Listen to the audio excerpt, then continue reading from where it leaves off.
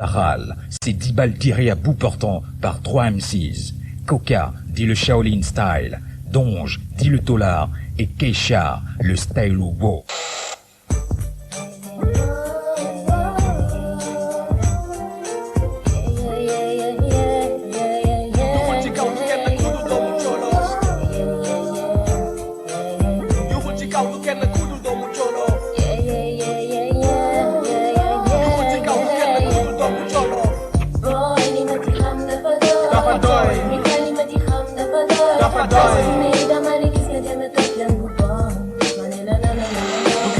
Domou Djolof dafa doy dafa doy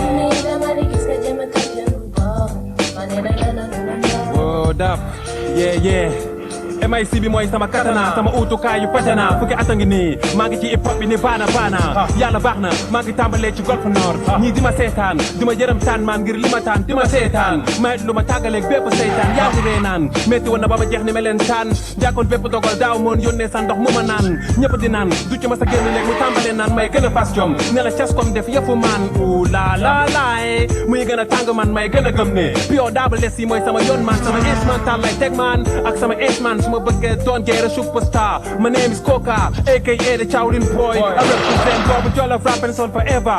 Bis Pune daj Lune Fune. Bis Bune dinga dégg dëgg ci gune. Dinga gis Lune. Dafa doy. Dafa doy. Du kenn ku dul Domou Djolof.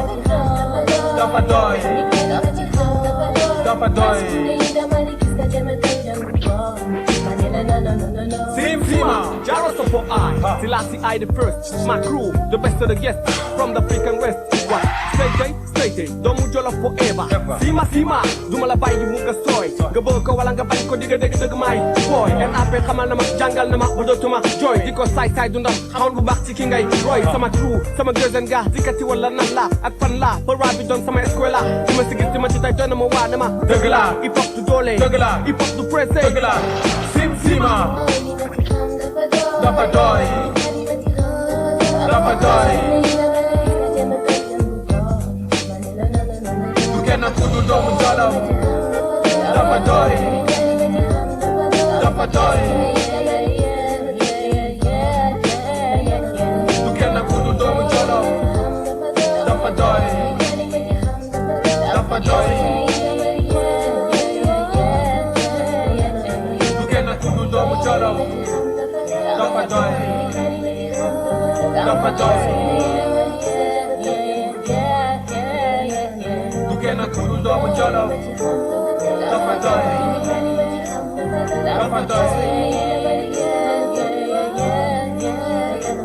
du kenn ku dul Domou Djolof dafa doy